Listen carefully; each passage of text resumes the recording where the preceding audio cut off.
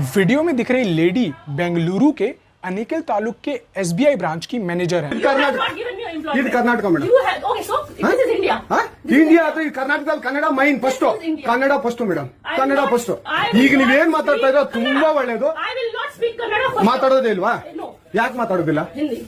जैसा कि वीडियो में देखा जा सकता है, वो कस्टमर से मिसबिहेव कर रही हैं और कह रही हैं कि मैं आपसे कन्नड़ा में तो बिल्कुल भी बात नहीं करूंगी, मैं एक इंडियन हूं और मैं हिंदी में ही बात करूंगी। और वहीं दूसरी तरफ कस्टमर बार बार बोल रहा है कि आपको कन्नड़ा में ही बात करनी पड़ेगी।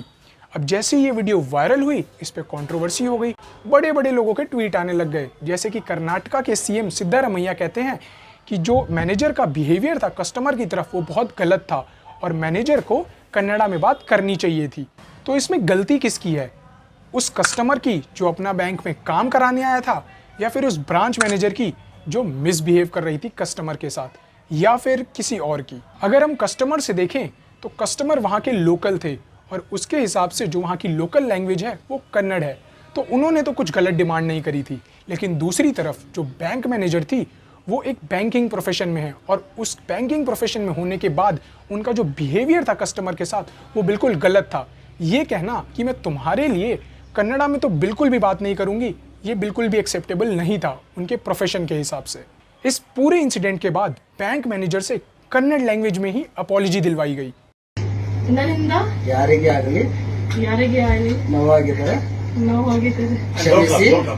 क्षमिसी।